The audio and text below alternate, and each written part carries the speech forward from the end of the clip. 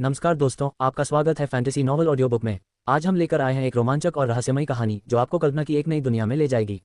शुरू करने से पहले एक महत्वपूर्ण सूचना। इस कहानी के सभी पात्र, स्थान, घटनाएं और नाम पूर्णतः काल्पनिक हैं।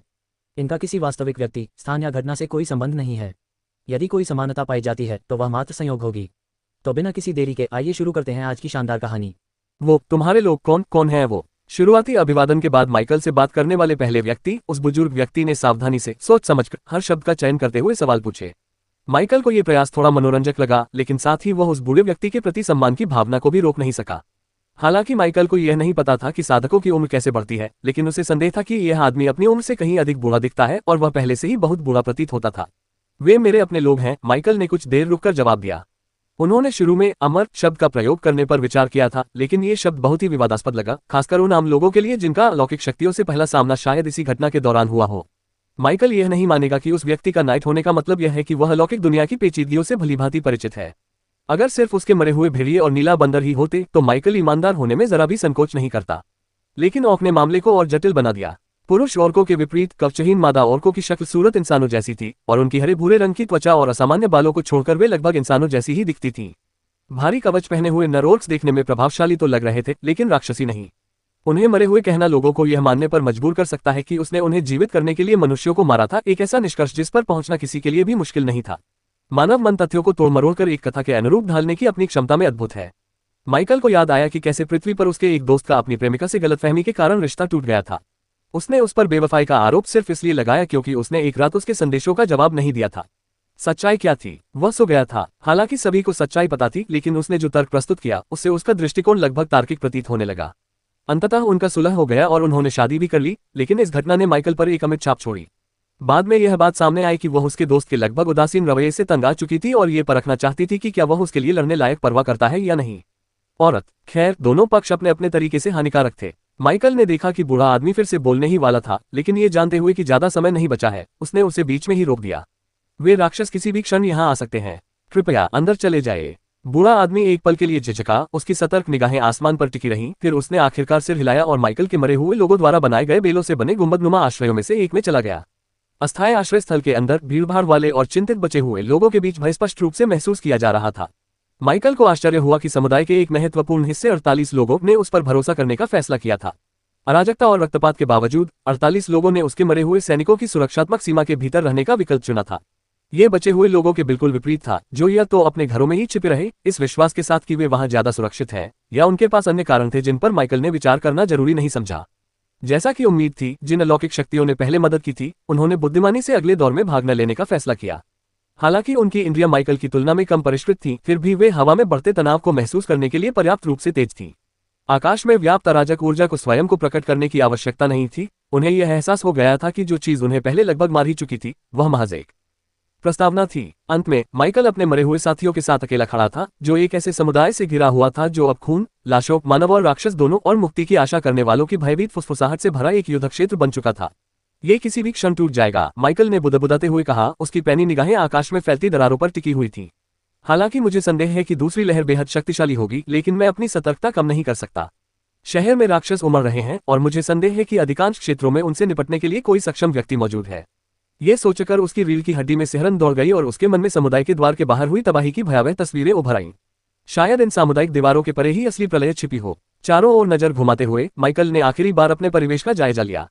बेलों से बने गुंबद मजबूती से खड़े थे, जिनमें से प्रत्येक में कम से कम 15 लोग आश्रय लिए हुए थे। उनकी अपार्टमेंट इमारत, जो अब पूरी तरह से सील कर दी गई थी, में उनका परिवार रहता था, जिसकी उनके मृत साथी सतर्कतापूर्वक रखवाली कर रहे थे। जो लोग अभी भी अपने घरों में छिपे हुए थे, माइकल उनकी भी यथासंभव रक्षा करने के लिए तैयार था। लेकिन अगर वह ऐसा नहीं कर सका, तो भला वह कुछ कर भी नहीं सकता था। कम से कम अब खुले में कम लोगों के होने से वह पूरी एकाग्रता के साथ लड़ सकता था। यह अफरा तफरी मुझे कुछ बार लेवल अप करने में मदद करने के लिए काफी होनी चाहिए, है ना? माइकल ने सोचा। उसकी आंखों में उत्साह की एक झलक दिखाई दी। राक्षसों के पहले हमले से पहले उसे अपना स्टेटस पैनल खोलने का भी समय नहीं मिला। पहले के विपरीत ये जीव न तो दुर्घटनाग्रस्त होकर मरते थे और न ही प्रभाव पड़ने पर आसानी से घायल हो जाते थे। वे लोग माइकल के लिए भी अपरिचित थे, लेकिन वे सभी एक ही प्रकार के प्रतीत होते थे। रॉक स्कॉर्पियन लेवल 12, रैंक सामान्य। रॉक स्कॉर्पियन लेवल 14, रैंक सामान्य। रॉक स्कॉर्पियंस सभी प्रथम श्रेणी के जीव थे, जिन्हें आमतौर पर संभालने के लिए द्वितीय श्रेणी के साधक की शक्ति की आवश्यकता होती थी। एम्पायर पर और भी कहानियां पढ़ें। हालांकि ये तो साधकों के लिए था। माइकल और उसके मरे हुए साथियों के लिए ये बिच्छू अपने आकार के बावजूद सिर्फ विशालकाय लक्ष्य मात्र थे। टकराना। उपन्यासों के अध्यायों को पहले और सर्वोत्तम गुणवत्ता में पढ़ने के लिए गूगल पर नवंबर नेट वेबसाइट खोजें। टाइटन रेथ हैमर लिए हुए नरोर्क्स में से एक ने पहला हमला किया। राक्षसों के प्रकट होते ही उसने प्रहार किया। हथौड़े की आघात तरंग का प्रभाव बिच्छू के मोटे बाह्य कवच को भेदते हुए उसके बचाव को चकनाचूर कर दिया और उसे तुरंत मार डाला। हालांकि ओक अपनी ताकत से भी ऐसा ही परिणाम हासिल कर सकता था, लेकिन हथौड़े ने नुकसान को काफी हद तक बढ़ा दिया था। माइकल की आंखों के सामने उसके मरे हुए साथियों के हाथों राक्षसों के मारे जाने की और भी सूचनाएं कौंधने लगी, लेकिन उसने उन्हें नजरअंदाज कर दिया और इसके बजाय खुद कार्रवाई में शामिल होने का विकल्प चुना। हालांकि बिच्छुओं की चट्टानी सुरक्षा सामान्य अलौकिक शक्तियों के खिलाफ दुर्जय थी, लेकिन वे माइकल का मुकाबला नहीं कर सके। हाथ में भाला लिए वह सटीक रूप से लड़ता था, अपने मरे हुए साथियों की तरह ही प्रभावी ढंग से नुकसान पहुंचाता था, घातक सटीकता के साथ राक्षसों को काटता था और उन्हें टुकड़ों में बदल देता था। कुछ और मैं लेवल अप कर पाऊंगा, माइकल ने धीमी आवाज में बुदबुदाया। उसकी आंखें अपने अगले लक्ष्य की तलाश में इधर उधर घूम रही थीं। जहां एक और माइकल अनुभव अंक हासिल करने के लिए संघर्ष कर रहा था और अपने समुदाय के लोगों की सुरक्षा सुनिश्चित कर रहा था, वहीं दूसरी ओर शहर का बाकी हिस्सा अपनी अपनी लड़ाइयों में उलझा हुआ था। जैसा कि माइकल को आशंका थी, पूरा शहर युद्ध में उलझा हुआ था। तबाही मचाने वाले राक्षस केवल दरारों से ही नहीं निकल रहे थे, शैतानी अलौकिक शक्तियां भी सक्रिय थीं, हालांकि वे माइकल के समुदाय जैसी छोटी जगहों से दूर रहती थीं। कम संख्या और रणनीतिक महत्व की कमी के कारण ऐसे क्षेत्र उनके ध्यान देने योग्य नहीं थे। सच्चाई ये थी कि अगर सुपर एसोसिएशन ही आसमान में दिखाई देने वाली दरारों के खिलाफ शहर की रक्षा की एकमात्र पंक्ति होती, तो भी शहर बच जाता, भले ही इसके लिए काफी नुकसान और भारी जानमाल की हानि उठानी पड़ती। एसोसिएशन की शाखाएं कमजोर नहीं थीं। प्रत्येक शाखा में ऐसे शक्तिशाली व्यक्ति थे जो लेवल 1 से लेवल 3 तक की आयामी दरारों को संभालने में सक्षम थे। सामान्य परिस्थितियों में अराजकता के शुरुआती दौर को कम किया जा सकता था और स्थिति और बिगड़ने से पहले व्यवस्था बहाल की जा सकती थी। दुर्भाग्यवश शैतानी अलौकिक शक्तियों को इस बात की भलीभांति जानकारी थी और उनका चीजों को इतना आसान बनाने का कोई इरादा नहीं था। उन्होंने कमजोर साधकों को राक्षसों के साथ मिला दिया ताकि वे आम नागरिकों और सुपरहीरो एसोसिएशन से जुड़े अलौकिक शक्तियों वाले लोगों पर हमला कर सकें। इस बीच उनके शक्तिशाली साधकों ने पूरे वुडस्टोन शहर पर एक अवरोध बनाए रखा, जिससे उनके अलावा किसी को भी अंदर या बाहर जाने से रोका जा सके। इस अवरोध ने न केवल शहर को सील कर दिया बल्कि संचार को भी अवरुद्ध कर दिया और शक्तिशाली राक्षसी साधकों द्वारा इसकी कड़ी सुरक्षा की गई ताकि सुपर एसोसिएशन इसे नष्ट न कर सके और बाहरी दुनिया से संपर्क न कर सके। पूरा शहर एक जेल में कैद हो गया था। ब्रान, हिलना मत, हमारा काम बस एक दूसरे पर नजर रखना है। अगर तुम हिले तो मैं भी हिलूंगा, हवा में तैरते हुए एक व्यक्ति ने हल्की सी मुस्कान के साथ कहा। हवा में मंडराने की उसकी क्षमता उसे कम से कम चौथे दर्जे का साधक बनाती थी, जो कि पूजनीय राजा के दर्जे से ठीक नीचे का स्तर है। हालांकि ये व्यक्ति केवल चौथे दर्जे का साधक नहीं था, वह एक वास्तविक राजा श्रेणी का विशेषज्ञ था, एक 5वें दर्जे का साधक जो तीसरे दर्जे के जागृतकर्ता के समकक्ष था। ऊपरी तौर पर तो ऐसा ही लगता है। यद्यपि दोनों शक्ति प्रणालियां अलग अलग थीं, लेकिन राजा के पद पर पहुंचने पर एक साधक तीसरे स्थान से नीचे के अधिकांश जागृत व्यक्तियों के लिए अछूत बन जाता था। अपनी जरूरत की हर चीज खरीदें और देखें, अपनी जरूरत की हर चीज खरीदें। AliExpress ऐप खोलें, अपनी जरूरत की हर चीज खरीदें और देखें, अपनी जरूरत की हर चीज खरीदें। AliExpress ऐप खोलें। राजा के पद पर साधक आयामी पोर्टलों की सहायता के बिना ही विभिन्न लोगों को पार कर सकते थे और यहां तक कि दुनिया के नियमों का भी उपयोग कर सकते थे, एक ऐसा कारनामा जो उन्हें प्रकृति की वास्तविक शक्तियों के रूप में अलग पहचान दिलाता था। अगर मैं अब राजा के पद पर होता तो तुम्हारे जैसे बंदर की हिम्मत भी मुझसे बात करने की नहीं होती, तुम निकम्मे हो, दूसरे आदमी ने बर्फीली घृणा से भरी आवाज में ताना मारा। वक्ता ब्रान थे, जो सुपर एसोसिएशन के सदस्य थे जिनसे माइकल परिचित थे। अगर माइकल वहां होता तो वह ब्रान की आंखों में व्याप्त ठंडे गुस्से को पहचान लेता, जो उसके आमतौर पर शांत स्वभाव के बिल्कुल विपरीत था। लेकिन तुम राजा के पद के नहीं हो ब्रान। मैं हूं, उस तैरते हुए आदमी ने श्रेष्ठता का भाव दिखाते हुए जवाब दिया। ब्रान के होठों पर एक तीखी मुस्कान आ गई, क्योंकि उसके शब्दों ने उस आदमी के अहंकार को चीर दिया। तो मुझसे लड़ो, अगर हिम्मत है तो। पीटर। मंडराते हुए उस व्यक्ति की पहचान अब पीटर के रूप में हो गई थी। उसने कुछ नहीं कहा, उसके चेहरे पर मौजूद आत्मसंतुष्ट भाव लड़खड़ा गया और उसकी जगह एक सतर्क भौहें चढ़ गईं। नाइट कल्टीवेशन सिस्टम में यात्रा का पहला कदम लाइफ सीड को जागृत करना था, जो एक नश्वर प्राणी के किसी महान प्राणी में विकसित होने की शुरुआत का प्रतीक था। प्रथम श्रेणी का एक उच्च कोटि का साधक 100 वर्ष तक आराम से जीवित रह सकता है। द्वितीय श्रेणी का शूरवीर, जिसने अपने जीवन बीज को एक बार विकसित कर लिया हो, 150 वर्षों तक जीवित रह सकता है। इस अवस्था में वह अपने शरीर में मानव ऊर्जा का संचार कर सकता है और युद्ध कलाओं का प्रदर्शन करने के लिए उसका उपयोग कर सकता है। साम्राज्य की नई कहानियों का आनंद ले। तीसरे रैंक का शूरवीर, जिसका जीवन बीज 2 बार विकसित हो चुका हो, 200 वर्षों तक जीवित रह सकता है। इस अवस्था में उसके जीवन बीज में निहित माना को बाहर निकाला जा सकता है और मंत्रों का उच्चारण करने के लिए उपयोग किया जा सकता है। हालांकि यह अभी भी पारंपरिक जादूगरों से कमतर था, लेकिन उनकी क्षमताओं में यह एक महत्वपूर्ण सुधार था। एक रैंक 4 नाइट, जिसने अपने लाइफ सीड को 3 बार विकसित किया है, अपने अलौकिक अंक की क्षमता के शिखर पर पहुंच गया है और 300 वर्षों तक जीवित रह सकता है। उन्हें उड़ने की क्षमता प्राप्त हुई और वे अपनी लाइफ सीड को अस्थायी रूप से विस्फोटित करके अपनी समग्र शक्ति में जबरदस्त वृद्धि कर सकते थे। इसके अलावा खेती करना तेजी से चुनौतीपूर्ण होता चला गया। एक नाइट को अपने जीवन बीज को नियम बीज में बदलने के लिए साधना का अनुभव, उपयुक्त साधना विधि, प्रतिभा और समझ की आवश्यकता होगी।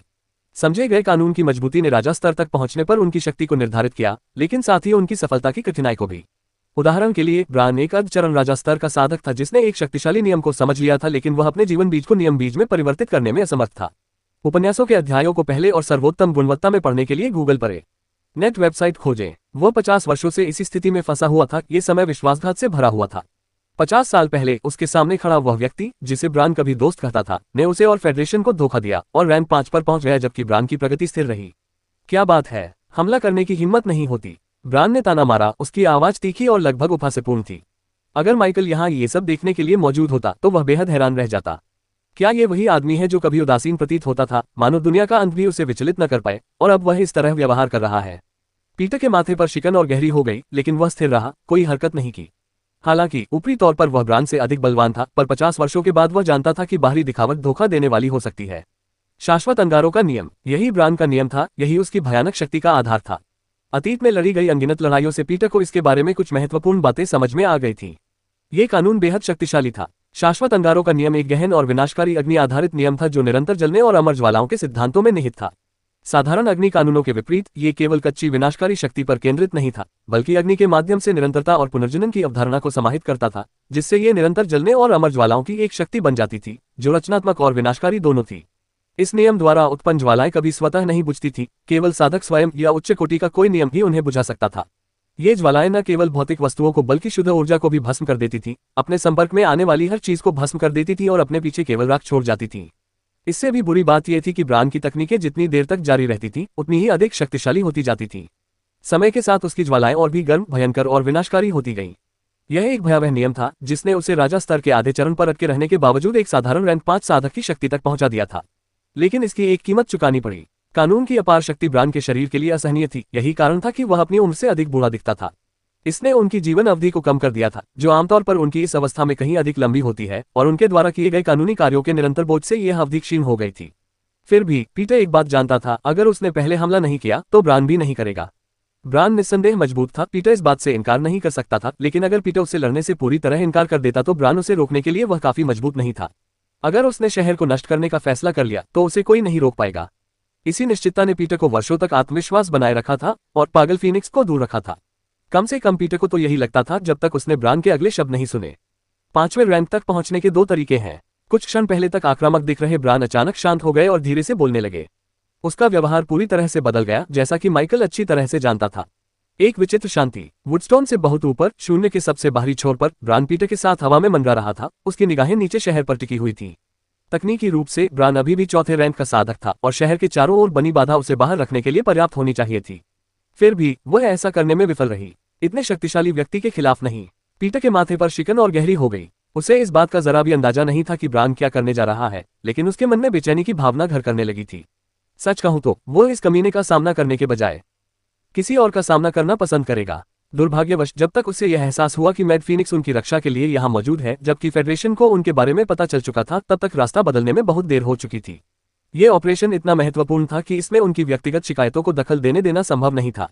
वुडस्टोन अकेला ऐसा शहर नहीं था जिस पर हमला हुआ था। कई अन्य लोग पहले से ही उनकी योजना का शिकार हो रहे थे। ये हमला अचानक किया गया हमला नहीं था, यह महीनों की योजना और समन्वय का परिणाम था। उनका उद्देश्य सरल था, अपने समूह के प्रभुत्व को पुनः स्थापित करना, नए सदस्यों की भर्ती करना और दुनिया को एक अकाट्य सत्य की याद दिलाना। अलौकिक शक्तियां और साधारण मनुष्य समान नहीं थे। वे राजा थे और हमेशा की तरह डर ही उनका चुना हुआ हथियार था, जो कि सबसे पुराना हथकंडा है। पहला तरीका है अपना खुद का कानून बनाना, और इसे दूसरों के बनाए गए नियमों के आधार पर ढाला जा सकता है। यह पारंपरिक मार्ग है, सबसे स्थिर मार्ग, ब्रान ने स्थिर स्वर में समझाया। दूसरा तरीका, उन्होंने अपनी बात जारी रखते हुए तीखे स्वर में कहा, किसी दूसरे के व्यक्तिगत नियम का उपयोग करना है, या यूं कहें कि किसी दूसरे व्यक्ति के नियम के बीज को खा जाना है। यदि वह व्यक्ति पहले ही मर चुका है तो यह कोई मुद्दा ही नहीं है। उपन्यासों के अध्यायों को पहले और सर्वोत्तम गुणवत्ता में पढ़ने के लिए गूगल पर novel_fire एट वेबसाइट खोजें। लेकिन क्या आप जानते हैं कि जब आप इसे किसी जीवित व्यक्ति से निकालते हैं तो क्या होता है? वे मर जाते हैं। जी हाँ, वे मर जाते हैं। और मुझे यकीन है कि आप जैसे व्यक्ति को यह बात अच्छी तरह से पता होगी, क्योंकि आपने इसी तरह तरक्की की है। पीटर के माथे पर शिकन और गहरी हो गई, क्योंकि भूले हुए अपराधबोध का बोझ उसके भीतर फिर से जाग उठा। आधी सदी पहले उन्हें और ब्रान दोनों को फेडरेशन के शीर्ष प्रतिभाशाली लोगों में से 2 के रूप में सराहा गया था, एक ऐसी प्रतिष्ठा जिसने इसके पीछे की सच्चाई को छिपा दिया था। पीटर ने ब्रान से दूसरे स्थान पर बने रहने के लिए जी जान से संघर्ष किया था। उसने अपनी पूरी ताकत लगा दी थी, अथक साधना की थी और बराबरी पर बने रहने के लिए हर संभव कोशिश की थी। फिर भी तमाम प्रयासों के बावजूद वह मुश्किल से ही दौड़ में बना रह पाया। उसके टिके रहने का एकमात्र कारण ब्रान की अन्य गतिविधियों में ध्यान लगाने की आदत थी। इससे ब्रान की समग्र शक्ति तो बढ़ी, लेकिन उसकी साधना की गति धीमी हो गई। और फिर भी अपने तमाम प्रयासों के बावजूद पीटर कभी भी उससे आगे नहीं निकल सका। लेकिन ब्रान वह व्यक्ति नहीं था जिसने उसे निराशा के कगार पर पहुंचाया। वह ब्रान की बेटी थी, इसाबेला। वह ब्रान और उस महिला की संतान थी जिससे पीटर प्यार करता था, वह महिला जिसने उसकी नजरों में किसी बेहतर व्यक्ति को चुना था। अगर पीटर और ब्रान को फेडरेशन के प्रतिभाशाली लोगों में गिना जाता था तो इसाबेला अपने आप में एक अलग ही स्तर की थी। वह उस राज्य में पैदा होने वाले दुर्लभ पवित्र बच्चों में से एक थी, एक ऐसी हस्ती जिसमें देवता बनने की क्षमता थी। उसकी प्रतिभा इतनी असाधारण थी कि उसने उसके जन्म की दर्दनाक सच्चाई को ढक लिया कि उसके अस्तित्व की कीमत उसकी मां की जान थी। पीटर उससे कितनी भी नफरत करता हो, वह उसकी प्रतिभा की अपारता से इनकार नहीं कर सकता था। वह एक राक्षसी थी। महज 14 वर्ष की आयु में इसाबेला ने राजा के आधे चरण का दर्जा हासिल कर लिया था। यह उपलब्धि उसने केवल 4 वर्षों की साधना में प्राप्त की थी। अगर ब्रान की प्रतिभा पीटर के लिए ईर्ष्या का स्रोत थी, तो इसाबेला का अस्तित्व उसे भय से भर देता था। वह उसके लिए एक चलता फिरता दुष्वप्न थी। वह ईर्ष्या और आक्रोश से ग्रस्त था। उसने स्वीकार किया कि उसे ऐसा महसूस नहीं करना चाहिए था, लेकिन ये सोचकर कि उसका प्रतिद्वंदी और उसकी प्रेमिका के बलिदान से जन्मा 14 वर्षीय बच्चा साधना में उससे आगे निकल जाएगा, ये सब असहनीय हो गया था। लगभग इसी समय ब्रान को कानून की समझ विकसित होने लगी थी। तो पीटर ने कार्रवाई की। उसने उसकी हत्या कर दी। जिस दिन इसाबेला आगे बढ़ रही थी, उसी दिन शैतानी शक्तियों ने उसकी प्रगति में बाधा डालने के लिए ब्रान के घर पर हमला कर दिया। तभी पीटर ने अपना कदम उठाया। फेडरेशन के सबसे प्रतिभाशाली लोगों में से एक होने के नाते फेडरेशन ने इस नाजुक क्षण के दौरान इसाबेला की रक्षा करने में कोई कसर नहीं छोड़ी थी। उन्होंने ब्रान के आवास की किलेबंदी कर दी और राक्षसी अलौकिक शक्तियों से बचाव के लिए विशिष्ट बलों को तैनात किया। फिर भी किसी ने भी इस बात की उम्मीद नहीं की थी कि विश्वासघात भीतर से ही होगा, और निश्चित रूप से पीटर से तो बिल्कुल नहीं, जिसे लगभग इसाबेला का सौतेला पिता माना जा सकता था। आज भी पीटर को सपने में वह अविश्वास भरा भाव याद आता है जो इसाबेला के चेहरे पर तब आया जब उसके हाथ ने उसकी छाती को भेद दिया था। Uncle Peter. उसे अब भी उसकी कोमल और कांपती हुई आवाज उसके दिमाग में गूंजती सुनाई दे रही थी, उसके शरीर को पूरी तरह नष्ट करने से पहले उसके आखिरी शब्द।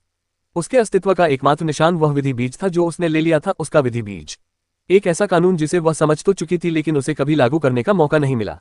पब फ्यूचर विज्ञापन। विलाप करती परछाइयों का नियम। यह एक तंत्र मंत्र से प्रेरित कानून था जो मृत्यु, भय और दुख के अवशेषों में निहित था।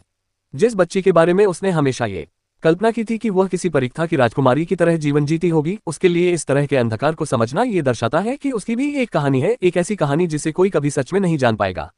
पारंपरिक जादू टोने की शक्तियों के विपरीत जो मृतकों की सेनाओं को नियंत्रित करती थी, यह विधि सूक्ष्मता और मनोवैज्ञानिक हेरफेर पर आधारित थी। इसने मृत्यु की बची हुई ऊर्जाओं को छायादार प्रेतों में बदल दिया जो अदृश्य और कपटी थे। मृतकों के दुख और पश्चाताप से उत्पन्न ये प्रेत, जिन्हें नुकसान पहुंचाना कठिन था, मानसिक युद्ध में विनाशकारी सिद्ध होते थे। यह एक शक्तिशाली कानून था, एक ऐसा कानून जिसे पीटर को अपनी जन्मजात प्रतिभा के साथ इस्तेमाल करने का कोई अधिकार नहीं था। फिर भी अब यह उसका था। लेकिन पीटर को सबसे ज्यादा हैरानी ब्रान की पिछले कुछ सालों में प्रतिक्रिया से हुई। हालांकि ब्रान उससे स्पष्ट रूप से घृणा करता था और उसे नापसंद करता था। अक्सर जब भी उनका आमना सामना होता था तो वह उसे अपमानित करता था या उस पर सीधा हमला करता था, लेकिन उसने इसाबेला के बारे में सीधे तौर पर बोलने से परहेज किया। वह उस विश्वासघात के बारे में चुप रहा था जिसके कारण उसकी बेटी की जान चली गई थी। आज तक किसी कारणवश ब्रान ने अब उससे सामना करने का फैसला किया था। ब्रान की आवाज ने सन्नाटा तोड़ दिया। पीटर, तुम्हें पता है, शुरू में मुझे इस बात की कोई परवाह नहीं थी कि तुम शैतानी ताकतें क्या कर रही हो। यहां तक कि जब मैंने सुना कि तुम कुछ बड़ा करने की योजना बना रही हो, तब भी मुझे कोई फर्क नहीं पड़ा। लेकिन फिर मुझे इस छोटे से शहर में तुम्हारे होने के संकेत मिले। पीटर का चेहरा गंभीर हो गया, लेकिन उसने कुछ नहीं कहा। वह अपने आसपास के माहौल के प्रति सतर्क रहते हुए ये सोचता रहा कि उसका पुराना दोस्त क्या योजना बना रहा है। तो मैंने सोचा, हमेशा की तरह अपने दोस्त से मिलने क्यों न जाऊं। लेकिन मैं खाली हाथ तो नहीं जा सकता था, है ना। उसके दिल में एक अजीब सी बेचैनी घर कर गई। ये सुनते ही पीटर को समझ आ गया कि वह बेचैन क्यों महसूस कर रहा था। ये स्पष्ट था कि ब्रान उसे किसी चीज के लिए फंसा रहा था। बिना किसी झिझक के उसने भागने की कोशिश की, लेकिन जैसे ही उसने शून्य से बाहर निकलकर बाहरी दुनिया में प्रवेश करने का प्रयास किया, उसे एक बाधा का एहसास हुआ जिसने उसे रोक दिया, मानो वह किसी अदृश्य दीवार से टकरा गया हो। तुमने क्या किया है? पीटर की आवाज गुस्से से तीखी हो गई, उसकी आंखें एकदम काली हो गईं और उसके शरीर से काला धुआं निकलने लगा।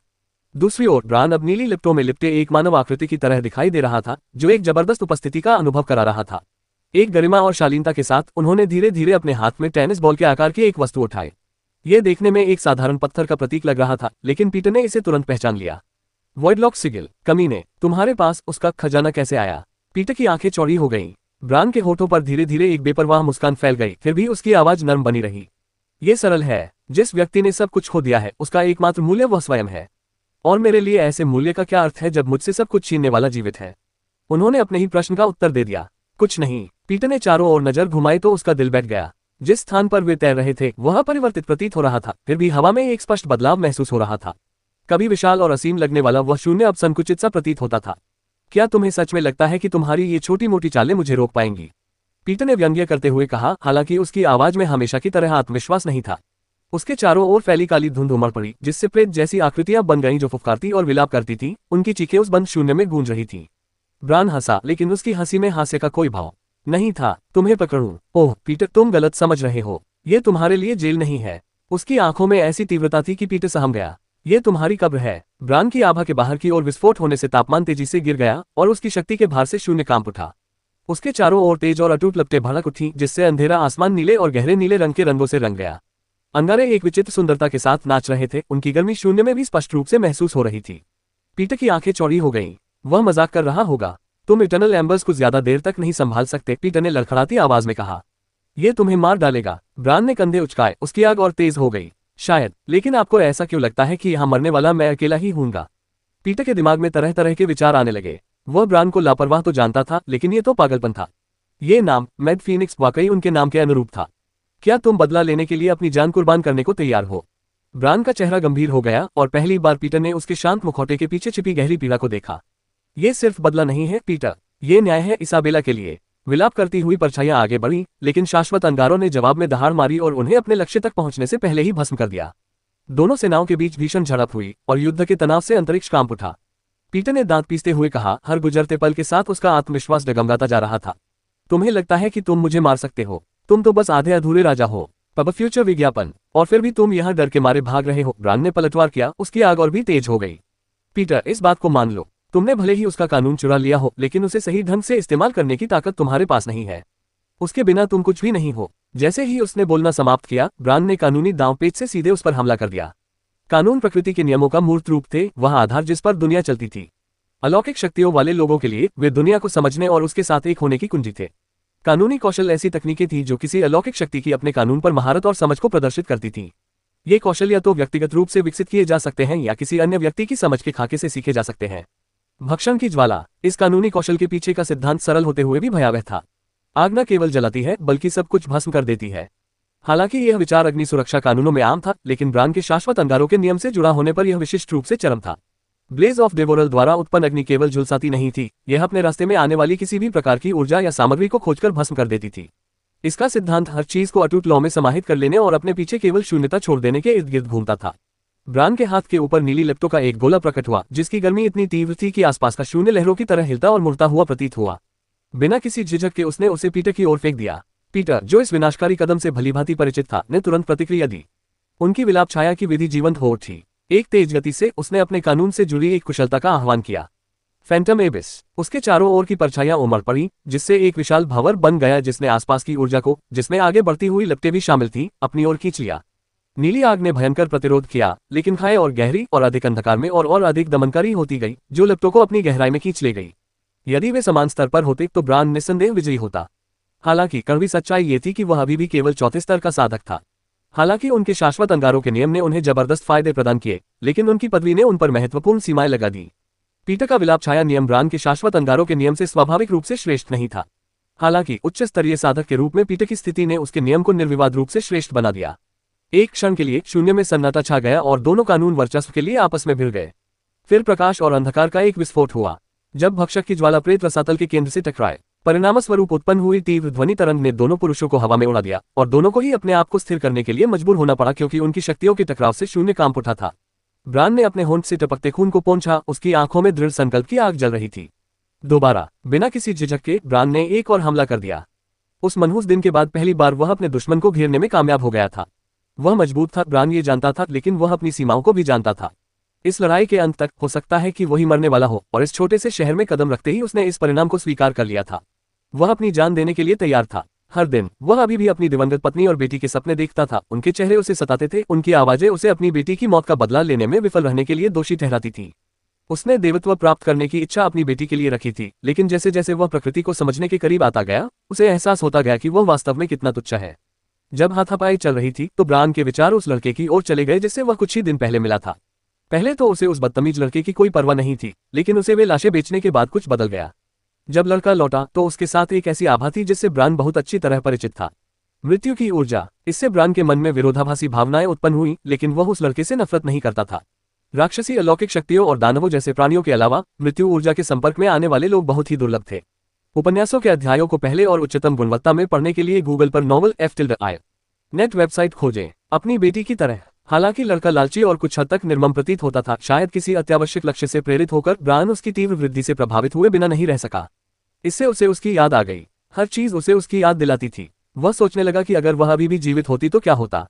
यदि वह किन कल्टीवेटर के पद तक पहुंचने में सफल हो जाती तो क्या होता। यदि वह जागृत हो जाती, वह कितनी ऊंचाइयों तक पहुंच सकती थी। यह विचार उसे लगातार परेशान कर रहा था, भले ही वह अपनी पूरी ताकत से इसका मुकाबला कर रहा था। माइकल को पता नहीं था कि कितना समय बीत गया था, लेकिन किसी समय उसने खुद को तीसरी लहर में लेवल 3 के राक्षसों से लड़ते हुए पाया। बाहर से भी और अधिक राक्षस उस समुदाय में आने लगे और उनकी संख्या तेजी से बढ़ने लगी। हड्डी का कवच। अगर माइकल इस अराजक माहौल में किसी एक चीज को सबसे ज्यादा पसंद करता था तो वह दो बातें थीं। सबसे पहले अनुभव अंक। उससे बेहतर कुछ नहीं हो सकता था। उस भयानक सेना से सबसे ज्यादा फायदा माइकल को नहीं हो रहा था, बल्कि उसके अपने मरे हुए सैनिकों को हो रहा था। उससे निचले स्तर पर होने के कारण उन्होंने तेजी से अपना स्तर बढ़ाया और जल्द ही माइकल के स्तर के बराबर पहुंच गए। खैर, उनका पिछला स्तर। स्थिति विंडो। नाम माइकल नॉर्मन। वर्ग कुशल नेक्रोमेंसर। स्तर 17। EXP 1321/39867। उसे बस इतना पता था कि उसका लेवल 2 बार बढ़ गया है। हालांकि राक्षसों के अगले समूह की ओर भागने से पहले उसे अपनी स्थिति की ठीक से जांच करने का भी समय नहीं मिला था। और जहां तक उसके आंकड़ों को बढ़ाने की बात है, माइकल को अभी तक इसमें कोई फायदा नजर नहीं आया।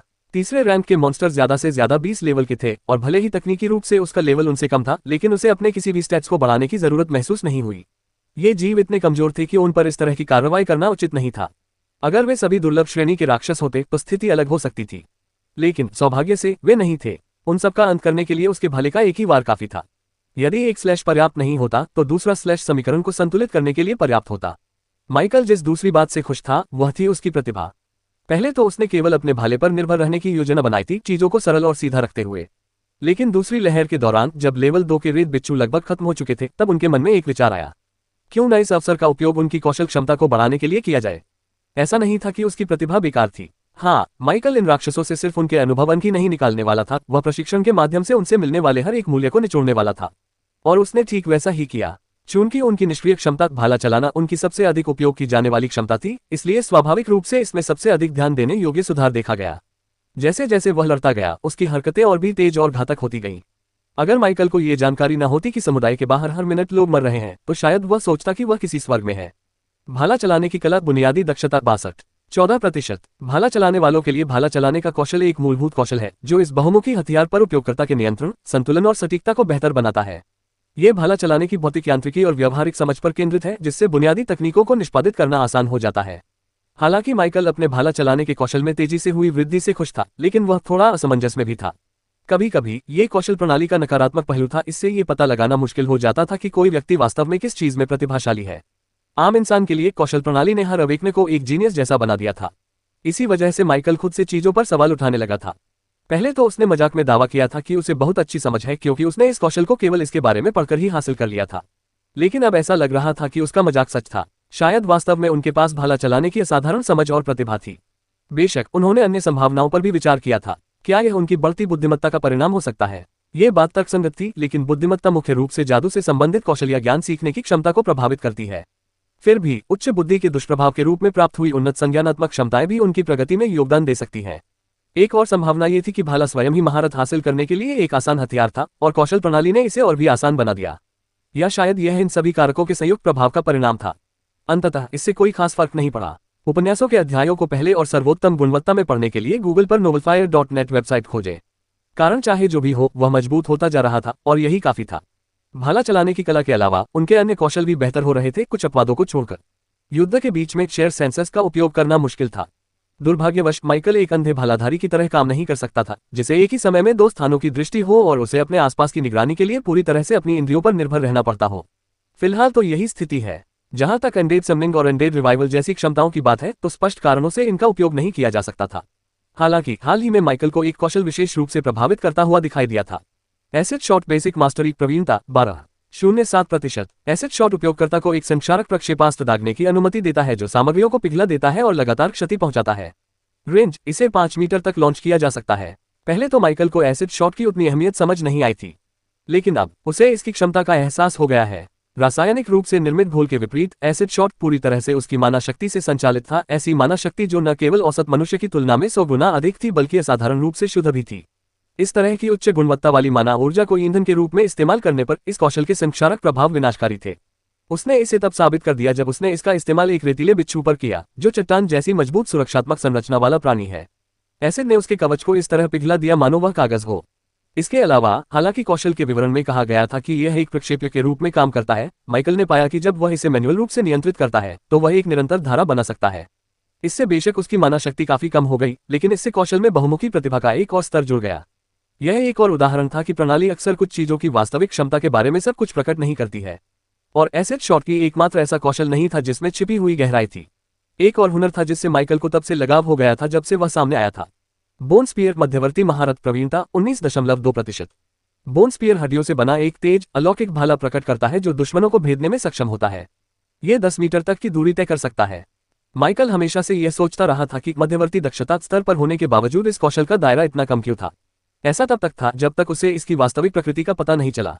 वह जितने चाहे उतने भाले बना सकता था, एकमात्र प्रतिबंध उसकी माना शक्ति थी, और कौशल के विवरण में निर्दिष्ट 10 मीटर की सीमा का तात्पर्य केवल उस क्षेत्र से था जिसके भीतर वह प्रक्षेप्य की दिशा को नियंत्रित कर सकता था। माइकल को यह किसी खास क्षेत्र में महारत हासिल करने जैसा लगा, जिससे यह उसकी नजरों में और भी शानदार बन गया। यह जल्द ही भीड़ के बीच दुश्मनों को खत्म करने का उनका सबसे तेज तरीका बन गया। हालांकि एक साथ बड़ी संख्या में भाले नियंत्रित करने के लिए आवश्यक गणनात्मक शक्ति बेहद जटिल थी। एक बार प्रक्षेपियों की संख्या एक निश्चित सीमा तक पहुंच जाने पर मानसिक तनाव भयावह हो जाता था। साथ ही मध्यवर्ती दक्षता स्तर पर भी इसने असाधारण रूप से धीमी गति से दक्षता अर्जित किए। फिर फ्लोकर्स नामक कौशल था जिसे माइकल ने खोजा कि इसे एक साथ कई लक्ष्यों पर लागू किया जा सकता है। इसका एकमात्र नुकसान ये था कि माना की खपत बढ़ जाती थी और अभिशाप का प्रभाव कम समय तक रहता था। जहां तक बोन आर्मर की बात है, माइकल ने इसे बार बार सक्रिय और निष्क्रिय किया, यहां तक कि जानबूझकर खुद को चोट लगने दी ताकि वह क्षतिग्रस्त हिस्सों को ठीक कर सके और कौशल के प्रवीणता अंक बढ़ा सके। इन सब ने उसकी काफी मात्रा में माना ऊर्जा को खत्म कर दिया, लेकिन इतना भी नहीं कि उसे चिंता हो या वह अपनी बुद्धि के लिए एट्रीब्यूट पॉइंट्स आवंटित करने के लिए मजबूर हो जाए। हालांकि इस सारी अराजकता के बीच माइकल को सबसे ज्यादा पसंद आने वाला एक कौशल था बोन स्पीयर के अलावा, और वह था कॉर्प्स एक्सप्लोजन। शव विस्फोट बुनियादी महारत प्रवीणता 8.7%। कॉर्प्स एक्सप्लोजन पराजित शत्रु के अवशेषों को विस्फोटित कर देता है, जिससे एक विनाशकारी क्षेत्रीय हमला होता है। आपका अगला अध्याय साम्राज्य पर आधारित है। उपन्यासों के अध्यायों को पहले और सर्वोत्तम गुणवत्ता में पढ़ने के लिए गूगल पर नोवेलफल नेट वेबसाइट खोजें। विस्फोट का दायरा 4 मीटर। लेवल 3 की दरारों से निकलने वाले राक्षस एक जैसे थे। लंबी भुजाओं वाले बंदर, कम से कम 2 मीटर लंबे, उनके छोटे पैर और शरीर के बराबर लंबी भुजाएं उन्हें एक विचित्र रूप देती थी। लेकिन माइकल के लिए उनके अंग उनकी सबसे आकर्षक विशेषता नहीं थे। उन्हें उनके फर का रंग परेशान कर रहा था। ये चमकीले गुलाबी रंग का था। एक पल के लिए पूरा दृश्य अवास्तविक सा लगा। माइकल को गुलाबी रंग से कोई आपत्ति नहीं थी, लेकिन यह तो कुछ ज्यादा ही चटक था। इतना रंगीन है कि शब्दों में बयान करना मुश्किल है। ये भयावह युद्धग्रस्त वातावरण से बुरी तरह टकराया। लंबे हाथों वाले एक बंदर के शव को पकड़कर माइकल ने कॉर्प्स एक्सप्लोजन को सक्रिय कर दिया। ये कौशल बहुत अधिक ऊर्जा की खपत करता था, लेकिन इसके प्रभाव विनाशकारी थे। माइकल के अवलोकन के अनुसार इस कौशल ने उसे एक शव में माना ऊर्जा डालने की अनुमति दी, जिससे जटिल जादुई मार्ग बनते थे जो शरीर को एक अस्थिर पात्र में बदल देते थे। लाश के भीतर बची हुई ऊर्जा का उपयोग करके अपनी खुद की माना शक्ति के साथ वह एक घातक बम बना सकता था। विस्फोट की शक्ति कई कारकों पर निर्भर करती थी: शव की मजबूती, उपयोग की गई माना की मात्रा और शरीर का आकार। इसकी कुछ सीमाएं थीं, लेकिन ऐसी परिस्थितियों में यह एक अविश्वसनीय रूप से प्रभावी हथियार था। माइकल ने तैयार किए गए शव को लंबे हाथों वाले बंदरों के एक समूह की ओर फेंक दिया, जो उसके एक मृत साथी पर हमला करने के लिए दौड़ रहे थे। लाश ने एक राक्षस पर प्रहार किया और ठंडे भावहीन स्वर में माइकल ने आदेश दिया, विस्फोट हो जाएगा। बूम! लाश में तुरंत विस्फोट हो गया, जिससे बंदरों का पूरा समूह टुकड़े टुकड़े हो गया। 3 लोगों की मौके पर ही मौत हो गई। उनके शरीर क्षत विक्षत होकर अवशेष बन गए, जबकि चौथा व्यक्ति, जो विस्फोट के 4 मीटर के दायरे से ठीक बाहर था, घायल हो गया। एक ही वार में माइकल ने एक ही शव से 4 दुश्मनों को मार गिराया। ये कॉर्प्स एक्सप्लोजन की विनाशकारी शक्ति का सर्वथा था। बेशक नुकसान इस बात पर निर्भर करता था कि उसने शव में कितनी ऊर्जा डाली और शरीर की गुणवत्ता कैसी थी। लाश जितनी मजबूत होगी, विस्फोट उतना ही विनाशकारी होगा और माना की लागत भी उतनी ही अधिक होगी। विस्फोट से पहले उन्होंने जो शब्द बोले, उनकी कोई आवश्यकता नहीं थी। इस प्रक्रिया का सक्रियण पूरी तरह से उसकी इच्छा पर निर्भर था, लेकिन इसे जोर से बोलने से मानसिक छवि को पुख्ता करने में मदद मिली, जिससे ये सुनिश्चित हो गया कि शव ठीक उसी समय फट जाए जब वह चाहता था। माइकल ने अपने एक मरे हुए साथी से घायल राक्षस को खत्म करवाया और रुका नहीं। वह कई और राक्षसों पर टूट पड़ा, बीच बीच में विस्फोटक लाशें फेंकता रहा। वह इस नजारे की तारीफ किए बिना नहीं रह सका। पहली बार उसे समझ आया कि मीरा कुछ चीजों को उड़ाने में इतनी खुशी क्यों होती थी। ये कला थी। विस्फोट एक कला है। प्रत्येक विस्फोट से हवा में झटकेदार तरंगें फैल गईं, जिससे राक्षस तितर बितर हो गए और अपने पीछे विनाश का निशान छोड़ गए। इस सब को अपनी आंखों से देखना एक अजीब तरह का संतोष प्रदान कर रहा था। विस्फोटों के बीच माइकल ने अपने मरे हुए सैनिकों को बचे हुए लोगों से निपटने का काम सौंपा, ये सुनिश्चित करते हुए कि कोई भी राक्षस जीवित न बचे। उस अफरा तफरी के बीच उसने अपना फोन निकाला, उस पर एक नजर डाली और जल्दी से उसे वापस रख दिया। कोई संदेश नहीं, कोई सिग्नल नहीं, कुछ तो गड़बड़ है, उसने बुदबुदाते हुए कहा। यह दुनिया पृथ्वी से कहीं अधिक उन्नत थी, भले ही वुडस्टोन सिटी इसे पूरी तरह से प्रतिबिंबित न करती हो। वर्तमान स्थिति कितनी भी अराजक क्यों न हो, नेटवर्क सेवा ठप करने के लिए यह पर्याप्त नहीं होना चाहिए था। तो इसका केवल एक ही अर्थ हो सकता है, उसके फोन में सिग्नल न आना कोई गलती नहीं थी, यह जानबूझकर किया गया था। यह जरूर किसी शैतानी अलौकिक शक्ति का काम होगा, माइकल ने अनुमान लगाया। महज इसलिए कि उसे अपने समुदाय में किसी से सामना नहीं हुआ, इसका मतलब यह नहीं था कि वे इसमें शामिल नहीं थे। दरअसल जिस क्षण से उन्होंने वास्तविक दुनिया में ये दरारें पैदा की, उसी क्षण से वे इस गड़बड़ी में पहले से ही शामिल थे। फिर भी व्यापक स्थिति चाहे जो भी हो, माइकल का तात्कालिक कार्य अपने आसपास के राक्षसों को खत्म करना था। फिर भी उन्होंने अपना कुछ ध्यान व्यापक परिप्रेक्ष्य पर केंद्रित रखा। अगर कोई चरम घटना घटित होती है तो फेडरेशन की प्रतिक्रिया की उसे खास परवाह नहीं थी, हालांकि वह उन्हें नाराज करने से बचने की पूरी कोशिश करेगा। हालांकि अगर कोई बड़ी घटना उन्हें जनता और अपने परिवार के बीच चुनाव करने के लिए मजबूर करती, तो उनका फैसला स्पष्ट होता। वह अपने परिवार को चुनेगा, यदि संभव हो तो वह जनता के कुछ हिस्सों को भी बचाएगा ताकि उसके परिवार को भी उन जनता में शामिल किया जा सके जिन्हें उसने बचाया है, जिससे किसी भी प्रकार की जटिलताओं को कम किया जा सके। लेकिन अंततः उनके लिए परिवार हमेशा सर्वोपरि रहेगा। जैसे जैसे ये विचार उसके दिमाग में घूमते रहे, माइकल अपने कौशल का प्रयोग करता रहा और राक्षसों को मारता रहा। उसे इस बात का कोई अंदाजा नहीं था कि शहर के अन्य हिस्सों में क्या घट रहा है। माइकल के अपार्टमेंट से काफी दूर एक जगह पर मीरा और लिलियन अन्य अलौकिक शक्तियों वाले लोगों के एक समूह के साथ कंधे से कंधा मिलाकर खड़ी थी। यह एक अलग समुदाय था जो माइकल के समुदाय की तुलना में कहीं बेहतर ढंग से व्यवस्थित था। अपनी खंडहर अवस्था में भी ये स्पष्ट था कि अराजकता फैलने से पहले ये स्थान एक उत्कृष्ट स्थान था। माइकल के समुदाय की तुलना में जहां ऊंची इमारतों में लिफ्टें काम करना बंद कर चुकी थी, इस समुदाय में कम से कम आधुनिक सुविधाओं का कुछ आभास तो था। शायद बेहतर वातावरण के कारण यहां अधिक अलौकिक शक्तियां मौजूद थीं, और न केवल अधिक बल्कि अधिक शक्तिशाली भी। हालांकि माइकल के समुदाय में लिलियन और मीरा शक्तिशाली व्यक्तियों में से थीं, लेकिन यहां वे सबसे शक्तिशाली नहीं थीं। इस क्षेत्र का सबसे प्रभावशाली व्यक्ति एक बुजुर्ग किसान था, जिसके बारे में परिचय से पता चला कि वह एक सेवानिवृत्त सैनिक था। इस दुनिया में सैनिक अभी भी मौजूद थे, लेकिन उनकी भूमिका का एक अनूठा अर्थ था। राक्षसी अलौकिक शक्तियों के साथ संघर्षों के अलावा फेडरेशन के भीतर कोई आंतरिक युद्ध नहीं होने के कारण सैनिकों की मुख्य रूप से आयामी दरारों के भीतर होने वाली लड़ाइयों के लिए आवश्यकता थी। और यह कोई साधारण सैनिक नहीं था जिसने सैन्य अकादमी से प्रशिक्षण प्राप्त किया हो, वह एक कृषक था, वह भी तीसरे दर्जे का एक उन्नत स्तर का साधक। यदि माइकल उपस्थित होता और इस तथ्य से अवगत होता, तो निस्संदेह एक पुराना विचार फिर से उभर आता। संघ में बुजुर्ग लोग इतने मजबूत क्यों हैं? को आश्चर्य हो सकता है कि लिलियन मीरा के साथ क्यों थी, जबकि वे अलग अलग क्षेत्रों में रहती थीं। एक तो वे दोनों घनिष्ठ मित्र बन गई थीं, क्योंकि वे अपनी कक्षा में जागृत होकर जागृति प्राप्त करने वाली एकमात्र दो महिलाएं थीं। माइकल की तरह लिलियन भी अनाथ थी, या कम से कम वह खुद को अनाथ मानती थी। लिलियन को अनाथालय में इसलिए नहीं रखा गया क्योंकि उसके माता पिता की मृत्यु हो गई थी, बल्कि इसलिए कि उसे बचपन में ही छोड़ दिया गया था, एक अनाथालय के दरवाजे पर छोड़ दिया गया था। दुर्भाग्यवश जिस अनाथालय में वह पली बड़ी, वह बच्चों के लिए सुरक्षित आश्रय स्थल से बहुत दूर था। उपन्यासों के अध्यायों को जल्दी और उच्चतम गुणवत्ता में पढ़ने के लिए गूगल पर नोवेल फायर नेट वेबसाइट खोजें। देखभाल करने वाले लोग बहुत बुरे थे। लिलियन धीमी गति से सीखने वाली छात्रा थी, और जहां अधिकांश वयस्क निराशा में आहें भरते, वहीं अनाथालय के प्रभारी लोग कहीं अधिक कठोर थे। उन्होंने उसे फटकारा, उसका अपमान किया और यहां तक कि अन्य बच्चों के सामने उसके परित्याग की कड़वी सच्चाई भी उजागर कर दी। और जैसा कि सभी को पता होना चाहिए, अगर बच्चों को बिना नियंत्रण के छोड़ दिया जाए तो वे क्रूरता करने में सक्षम होते हैं। बदमाशी लिलियन की सबसे छोटी चिंता बन गई थी। जब उसने सीनियर हाई स्कूल में प्रवेश किया और एक दयालु बुजुर्ग महिला ने उसे गोद ले लिया, तो उसके जीवन में एक बेहतर मोड़ आया। अंततः वह अनाथालय से निकलने में सफल रही। स्कूल में उसके अधिकांश सहपाठियों ने शायद ही कभी उसके अस्तित्व पर ध्यान दिया हो, और कभी कभार होने वाली छेड़छाड़ उस यातना की तुलना में हानिरहित थी जो उसने सहन की थी। उस बुजुर्ग महिला के साथ बिताया गया समय भले ही संक्षिप्त था, लेकिन उसके लिए सुकून का स्रोत था। दुखद रूप से 1 साल बाद उस महिला का देहांत हो गया, जिससे लिलियन एक बार फिर अकेली रह गई। लेकिन तब तक वह खुद का ख्याल रखना सीख चुकी थी। उस बुजुर्ग महिला द्वारा उपहार में दिए गए फोन का उपयोग करते हुए उसने विभिन्न प्लेटफार्मों पर लघु कथाएं लिखना शुरू किया, जिससे उसे केवल जीवन यापन के लिए पर्याप्त आय प्राप्त होती थी। फिर जिस दिन सिस्टम पैनल उसके सामने प्रकट हुआ, उस दिन सब कुछ बदल गया। अपनी साथियों के विपरीत लिलियन में अवेकने के रूप में कोई असाधारण प्रतिभा या अनूठी क्षमता नहीं थी, या कम से कम पहली नजर में तो ऐसा ही लगता था। फिर भी उसने हमेशा की तरह अकेले रहते हुए और दुनिया से बहुत कम अपेक्षा रखते हुए खुद को ढाल लिया। उसने अपनी परिस्थितियों के लिए कभी किसी को दोषी नहीं ठहराया और न ही कभी देखभाल या दया की हकदार महसूस की। इसलिए जब मीरा, एकमात्र ऐसी व्यक्ति जिसे वह वास्तव में दोस्त कह सकती थी, ने उसे फोन किया, तो उसने जरा भी संकोच नहीं किया। और अब वह मीरा के बगल में खड़ी थी, बिना किसी झिझक या अपराध बोध के अपने समुदाय का बचाव कर रही थी, भले ही उसने अपना समुदाय छोड़ दिया हो। यह उन गिने चुने लोगों में से एक के लिए वह कम से कम कर सकती थी, जिन्होंने उसे एक सच्चे दोस्त और एक वास्तविक व्यक्ति की तरह माना था। या कम से कम लिलियन के नजरिए से तो यही था, एक ऐसी इंसान जो दावा करती थी कि उसे किसी की जरूरत नहीं है, लेकिन असल में उसे किसी ऐसे व्यक्ति की सख्त जरूरत थी जिससे वह बात कर सके, कोई ऐसा व्यक्ति जो उसके साथ सामान्य व्यवहार करे।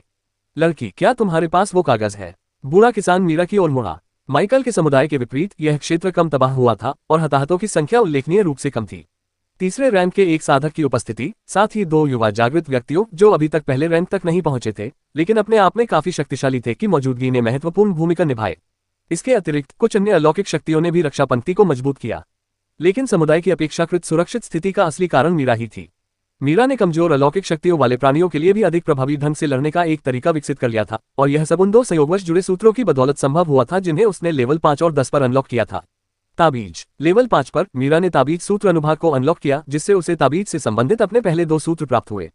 हालांकि उसका प्रारंभिक नुस्खा विस्फोटक प्रभाव वाला एक औषधि विनाश करने की उसकी स्वाभाविक प्रतिभा के अनुरूप था, लेकिन उसे प्राप्त हुए 2 ताबीज अलग थे, इसलिए दुर्भाग्यवश उसकी प्रतिभा उन्हें सीधे तौर पर बढ़ाने में सक्षम नहीं थी। हालांकि उनकी उपयोगिता से इनकार नहीं किया जा सकता था। Feather light talisman. प्रभाव, गति में 20% की वृद्धि होती है। अवधि, उपयोगकर्ता की क्षमता पर निर्भर करती है। उपयोग विधि, शरीर पर रखें और ऊर्जा का संचार करें। विंड/टेलिस्मैन। प्रभाव, वायु तत्व को संघनित करके तीव्र हमला करता है। उपयोग, इसमें माना शक्ति का संचार करें।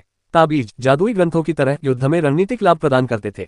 विस्फोटक न होने के बावजूद दोनों ताबीज समुदाय की रक्षा को मजबूत करने में महत्वपूर्ण साबित हुए, खासकर उन लोगों के लिए जिनमें राक्षसों से सीधे मुकाबले करने की शारीरिक शक्ति की कमी थी। मीरा ने ताबीज के कागजों का एक बंडल निकाला, ये जानते हुए कि वह बूढ़ा साधक अपने लिए नहीं बल्कि आसपास के अन्य अलौकिक शक्तियों वाले लोगों के लिए ये ताबीज मांग रहा था, क्योंकि वह इतना शक्तिशाली था कि उसे मीरा के ताबीजों की आवश्यकता नहीं थी। मीरा ने अनिच्छा से उन्हें आसपास के कुछ द्वितीय श्रेणी के साधकों को सौंप दिया। यदि रैंक 1 के साधक जादूगर नहीं थे तो वे रैंक 2 तक पहुंचने से पहले अपने भीतर या बाहर भी थोड़ी मात्रा में माना का हेरफेर नहीं कर सकते थे, इसलिए वे ताबीज का उपयोग नहीं कर सकते थे। जादुई स्क्रॉल को यहीं पर बढ़त मिलती थी क्योंकि आम लोग भी इसका इस्तेमाल कर सकते थे, इसके लिए बस एक बार इस्तेमाल होने वाली वस्तु को फाड़ना पड़ता था। हालांकि मीरा को अब भी टेलिस्मैन ही पसंद था। एक तो ये कि जादुई ग्रंथों के विपरीत ताबीज तब तक पुनः उपयोग योग्य थे जब तक कि उनके शिलालेखों के भीतर की ऊर्जा समाप्त नहीं हो जाती थी। हालांकि जादुई स्क्रॉल अधिक शक्तिशाली थे और लंबे समय तक मजबूत मंत्रों को सील कर सकते थे, वहीं ताबीज सस्ते, बनाने में आसान और उपयोग में अधिक लचीले थे। बेशक इस लचीलेपन की एक कमी भी थी, ताबीजों का जीवनकाल जादुई ग्रंथों की तुलना में कम होता था। हालांकि ताबीज बनाने की सामग्री कहीं अधिक आसानी से उपलब्ध होने के कारण मीरा ने इस सौदे को काफी फायदेमंद माना। अपनी पिछली रचना मशरूम औषधि के विपरीत, जो एक विस्फोटक के रूप में काम करती थी लेकिन जिसके लिए दुर्लभ और महंगी सामग्रियों की आवश्यकता होती थी जिससे वह कितनी मात्रा में बना सकती थी, ये सीमित हो जाता था। मीरा को ताबीज काफी पसंद थे। हालांकि वे उतने विस्फोटक नहीं थे जितना वह चाहती थी, लेकिन उनकी सामग्री सस्ती थी और उन्हें बनाने की प्रक्रिया भी बहुत कठिन नहीं थी। शायद इसका कारण ये था कि वह एक अवेकन थी जिसके पास शिल्प कौशल था, जिसने उसकी सफलता दर को बढ़ाया, जिससे प्रक्रिया आसान हो गई। माइकल के साथ हाल ही में हुई खोज के बाद मीरा एक ही दिन में प्रत्येक सूत्र के 20 ताबीज बनाने के लिए पर्याप्त सामग्री, जादुई कागज और स्याही खरीदने में कामयाब रही थी। श्रेष्ठ भाग, वे अत्यधिक बिकने योग्य थे और उनसे उसे सामग्री पर खर्च की गई राशि से दोगुने से अधिक कमाई हो सकती थी। शुरुआत में मीरा ने ताबीज बेचकर अपनी रचनाओं के लिए धन जुटाने की योजना बनाई थी, क्योंकि उसकी कक्षा में बहुत संसाधनों की आवश्यकता होती थी। लेकिन अराजकता के कारण उसकी योजनाएं धरी रह गईं। अब समुदाय की रक्षा के लिए उसे इन ताबीजों को, जिन्हें बनाने के लिए उसने इतनी मेहनत की थी, मुफ्त में देना पड़ा। उसे अपने फैसले पर कोई पछतावा नहीं था। अगर उसने इस बारे में बात न की होती तो किसी को पता भी नहीं चलता कि उसके पास ये ताबीज है। फिर भी इसका मतलब यह नहीं था कि उसे अपने नुकसान का दर्द महसूस नहीं हुआ। उसे इसका बहुत गहरा एहसास हुआ। इस समय समुदाय की रक्षा करने वाले समूह ने दूसरी लहर को पूरी तरह से समाप्त कर दिया था। कुछ लोगों की मौत हो गई और कई लोग घायल हो गए। हालांकि मीरा और लिलियन अनिच्छा से इस दृश्य की आदी हो रही थी। खैर, शायद मीरा को परेशानी हो रही थी, लेकिन लिलियन कम से कम अपनी सामान्य अवस्था में अभी भी संघर्ष कर रही थी। हाँ, उसकी यही सामान्य स्थिति है। मीरा ने गोब्लिन की दुनिया में उनके शिकार के बाद से ही इस बात पर ध्यान दिया था। माइकल ने भी वानर क्षेत्र में इस बात पर थोड़ा बहुत गौर किया था। लिलियन बिल्कुल भी सामान्य लड़की नहीं थी। देखने में वह काफी साधारण सी लगती थी, अनाड़ी, शांत और विनम्र। लेकिन जिस क्षण उसने अपना हथियार निकाला और खून बहाया, कुछ बदल गया। ऐसा लग रहा था मानो कोई दबा हुआ पागल बेकाबू हो गया हो, जो खून देखकर स्पष्ट रूप से उत्तेजित हो जाता था और पागलपन की हद तक तीव्रता से लड़ता था। इससे भी बुरी बात यह थी कि लिलियन सिर्फ एक लापरवाह योद्धा नहीं थी, वह एक अत्यंत कुशल लड़ाकू थी और उसकी सामाजिक स्थिति उसे युद्ध में स्वाभाविक बढ़त प्रदान करती थी। यह परिवर्तन केवल लड़ाई की तीव्रता में ही हुआ। लड़ाई के बाहर वो फिर से वही शर्मीली और अनाड़ी लड़की बन जाती थी जिसे मीरा ने पहली बार देखा था। हालांकि इस बदलाव से मीरा थोड़ी घबरा गई थी, लेकिन उसने इसे स्वीकार कर लिया था। एम्पायर पर और पढ़े, लेकिन मीरा को इस बात का एहसास नहीं था कि दूसरे लोग उसे किस नजरिए से देखते हैं। उनकी नजर में वह लिलियन से कुछ खास बेहतर नहीं थी। युद्ध के दौरान मीरा पूरी तरह से एक अलग ही रूप में बदल गई, हिंसक और जंगली। बाहरी लोगों के लिए वे दोनों एक विचित्र जोड़ी थे, एक भावहीन बर्फ की राजकुमारी और एक शर्मिली खुशमिजाज लड़की जो सामान्य परिस्थितियों में अच्छी लगती थी, लेकिन युद्ध की अफरा तफरी में वे दोनों ही पागल योद्धा थे। दूसरी लहर के बाद समूह ने आसपास के इलाके को थोड़ा साफ किया और तीसरी लहर का बेसब्री से इंतजार करने लगा। मीरा ने अपने अपार्टमेंट की खिड़की की ओर देखा। बत्ती नहीं जल रही थी, लेकिन वह जानती थी कि उसकी मां अंदर है। मीरा को नहीं पता था कि उसकी मां इस सब के बारे में कैसा महसूस करती है, लेकिन वह एक बात जानती थी, अगर वह उसे सुरक्षित रखना चाहती है तो उसका स्थान बाहर संघर्ष करने में है, न कि घर के अंदर छिपने में। फिर भी मीरा को ज्यादा चिंता नहीं थी। उसने अपनी मां के लिए सुरक्षा के कुछ साधन छोड़ दिए थे, मशरूम से बनी औषधियों के 2 जोड़े। उसे अपनी मां को इतनी अस्थिर चीज सौंपने में असहजता महसूस हो रही थी, खासकर इसलिए क्योंकि उस औषधि को विस्फोट करने के लिए केवल जोर से हिलाने की ही जरूरत थी। हालांकि चूंकि उसकी मां एक साधारण व्यक्ति थी जिसमें माना को नियंत्रित करने और उसके द्वारा बनाए गए ताबीजों को सक्रिय करने की कोई क्षमता नहीं थी, इसलिए मीरा के पास इससे बेहतर करने के लिए कुछ नहीं था। अपनी चिंताओं के बावजूद मीरा ने खुद को दिलासा दिया कि जब तक कोई राक्षस उसकी मां तक नहीं पहुंचता तब तक सब ठीक रहेगा। फिर भी उसकी चिंता के साथ साथ उसके भीतर गुस्सा भी पनप रहा था। अगर वुडस्टोन सिटी में ऐसे लोग होते जो अलौकिक शक्तियों के कारनामों के बारे में जानते और क्रोधित नहीं होते, तो शायद लिलियन भी उनमें से एक होती। लेकिन मीरा और उसके जैसी कुछ अन्य लड़कियों के लिए वह उदासीनता मौजूद ही नहीं थी। माइकल की तरह मीरा को भी आम लोगों की ज्यादा परवाह नहीं थी, लेकिन जिन कुछ चुनिंदा लोगों की वह परवाह करती थी उनके लिए उसके दिल में गहरी भावनाएं थीं। और अब पागलों के किसी समूह द्वारा उसकी मां को उससे छीनने की कोशिश करने का विचार उसे क्रोध से भर देता था। शहर में लड़ाई जारी रही और भी जाने गईं। कुछ लोग इस अराजकता के बीच और भी मजबूत हो गए। कुछ अन्य लोगों ने अपनी हर प्यारी चीज खो दी, और ब्रान जैसे कुछ लोग अपने जीवन के सबसे महत्वपूर्ण क्षणों में खुद खो पाते हैं। बूम। ब्रान को नहीं पता था कि वे कितनी देर से एक दूसरे पर मुंह बरसा रहे थे, लेकिन ऐसा लग रहा था जैसे अनंत काल बीत गया हो। इस समय तक उनके रूप रंग में काफी बदलाव आ चुका था। उसके बाल अब बर्फ की तरह सफेद हो गए थे, उम्र की शालीनता से नहीं बल्कि बीमारी की वजह से पीले पड़ गए थे। उसका शरीर दुबला पतला और पीला पड़ गया था। उससे निकलने वाली भयानक आभा के बावजूद कमजोरी का गहरा एहसास हो रहा था। भी उसका बायां हाथ गायब था। हार मान लो। खांसी खांसी। शून्य में पीटर ने एक बार फिर ब्रान को आत्मसमर्पण करने के लिए मनाने की कोशिश की, लेकिन अंत में उसे खून की खांसी आ गई। उसका चेहरा पीला पड़ गया। उन्हें पता था कि उनका समय समाप्त हो रहा है। अगर लड़ाई और लंबी खींचती तो वह जीवित नहीं बचता। इसी वजह से वह कभी भी मैड फीनिक्स का सामना नहीं करना चाहता था। एक मजबूत कानून होना एक बात थी, लेकिन सबसे मजबूत कानूनों में से एक होना बिल्कुल अलग बात थी। ब्रान का नियम, शाश्वत अंगारों का नियम। पीटर अक्सर इसे लगभग हर चीज का, यहाँ तक कि अपनी ही तरह की चीजों का भी सबसे बड़ा दुश्मन कहता था। शुरुआत में पीटर का पलड़ा भारी था। 5वें रैंक के साधक के रूप में जिसके पास अधिक पूर्ण विधि का ज्ञान था, उसकी ऊर्जा ब्रान की ऊर्जा से कहीं अधिक थी। हालांकि शाश्वत अंगारों का नियम एक ऐसी शक्ति थी जो ऊर्जा के लिए हर चीज का उपभोग करती थी, लेकिन यह एक कुत्ते को खाना खिलाने की तरह काम करती थी। चाहे वह कितना भी खा ले, एक सीमा हमेशा होती थी और उसकी पूरी क्षमता एक ही बार में नहीं खिलाई जा सकती थी। इसी प्रकार यद्यपि शाश्वत अंगारों का नियम लगभग सभी चीजों को भस्म कर सकता था, फिर भी उसकी अपनी सीमाएं थीं। फिर भी इसका मुकाबला करना और भी चुनौतीपूर्ण था, क्योंकि नियम की ऊर्जा के अत्यधिक प्रवाह से इसकी लपटों को बुझाने का प्रयास अक्सर उल्टा पड़ जाता था। अतिरिक्त ऊर्जा इसकी अतिरिक्त आग के लिए ईंधन बन जाती थी। हालांकि 5वें दर्जे के साधक की भी अपनी सीमाएं होती हैं। अब पीटर बड़ी मुश्किल से ही खुद को संभाल पा रहा था। उसके शरीर पर ऊर्जा की एक पतली परत चढ़ी हुई थी जो उसे आग की लपटों से बचा रही थी, और बस इसी से उसकी जान बची थी। लेकिन ये बचाव अस्थायी था। शाश्वत अंगारों का नियम उसकी ऊर्जा को सोखता रहा और हर गुजरते पल के साथ और अधिक शक्तिशाली होता गया। जिस शून्य में वे फंसे हुए थे वह अस्त व्यस्त था। उसमें अराजक ऊर्जा व्याप्त थी जो किसी भी क्षण रहने की धमकी दे रही थी।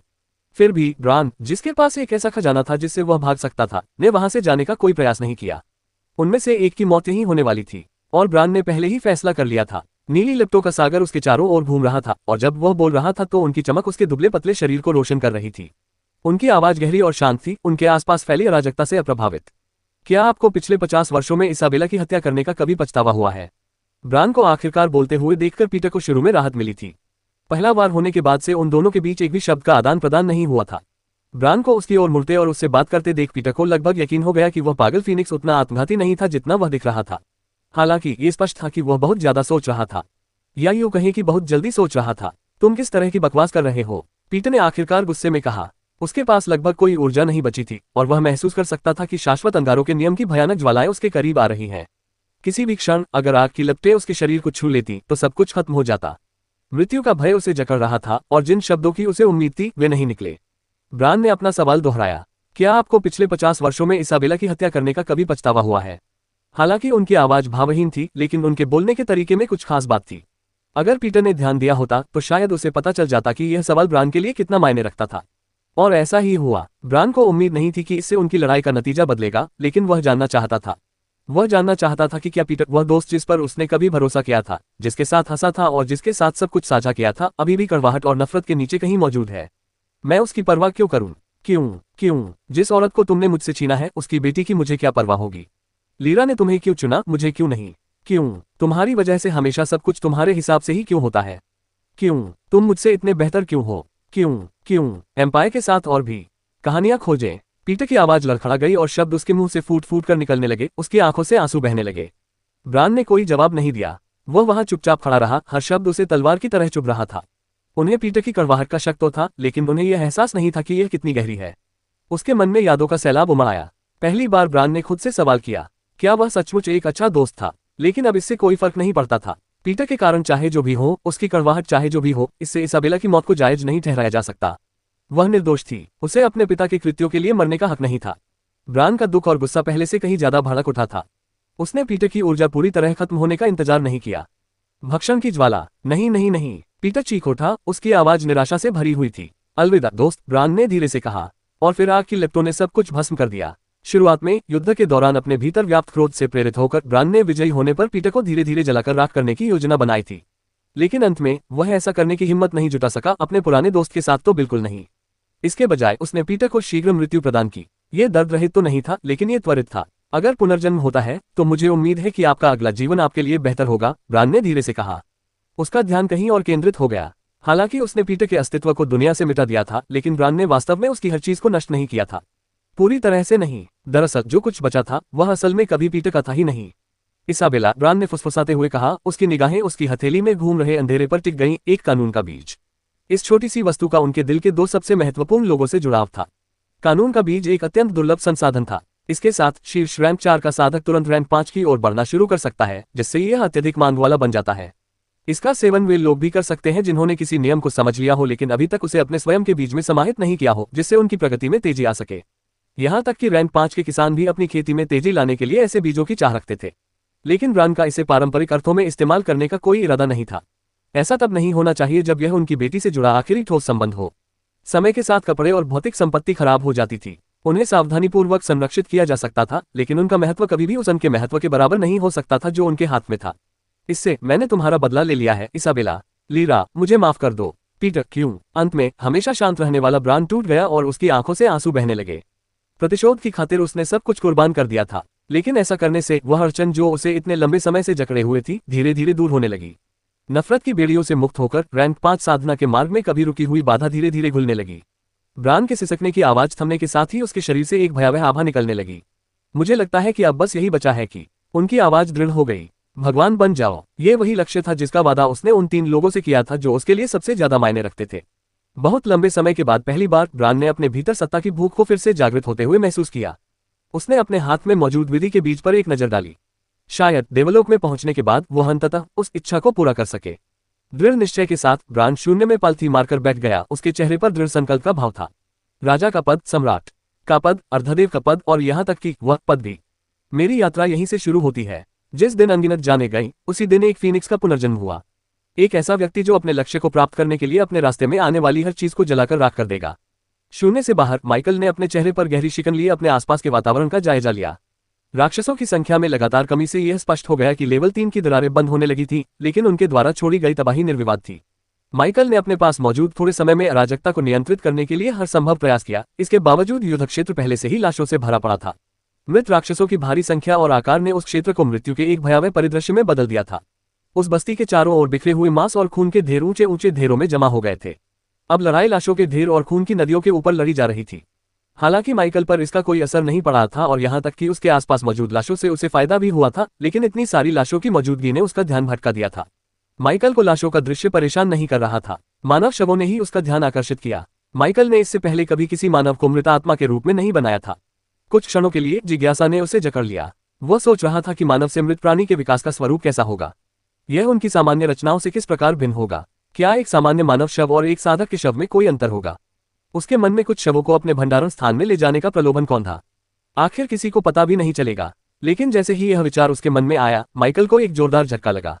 वह क्या सोच रहा था? उसने तुरंत अपनी गलती सुधार ली, लेकिन लाशों का दृश्य और बची हुई लालच ने उसके संकल्प को कमजोर कर दिया।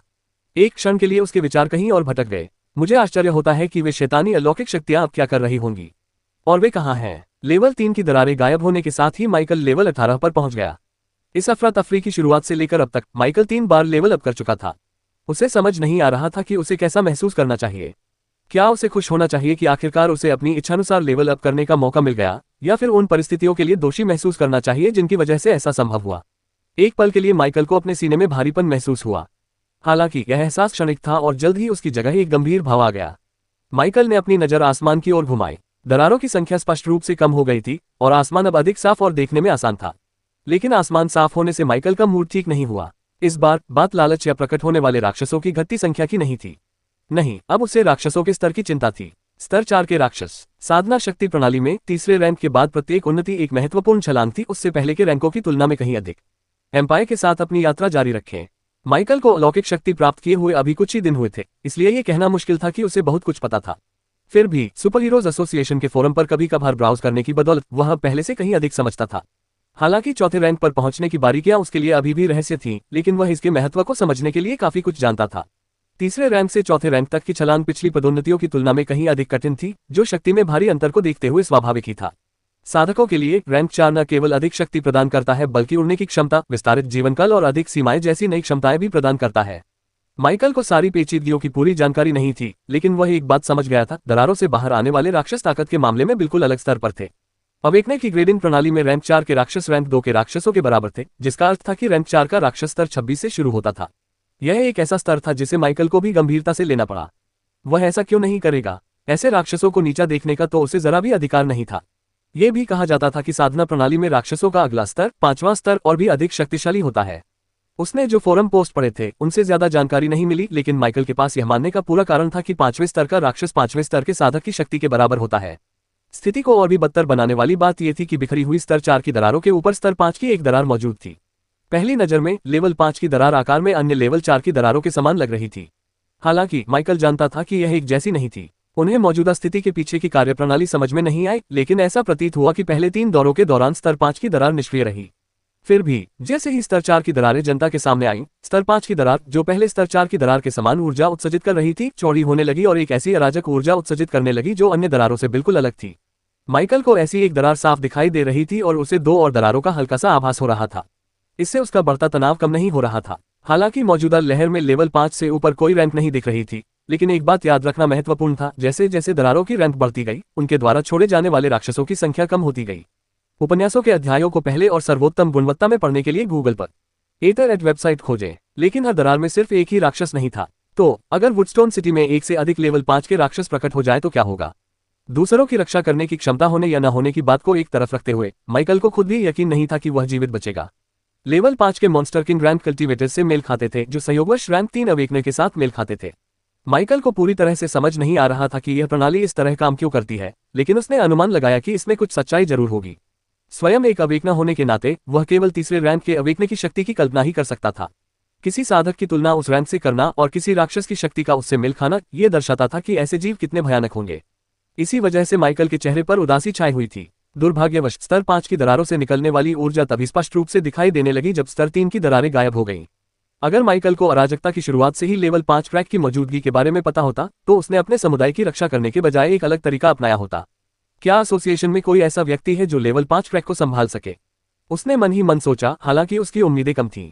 उसे शक था कि फेडरेशन में किंग रैंक के कल्टीवेटर बिल्कुल भी नहीं है, लेकिन यह फेडरेशन नहीं था, ये वुडस्टोन सिटी था। एक ऐसा शहर जो वैसे भी बहुत से अलौकिक शक्तियों वाले लोगों को आकर्षित नहीं करता था। अगर यहाँ कोई राजा रैंक का साधक भी होता तो 1 या 2 काफी नहीं होते।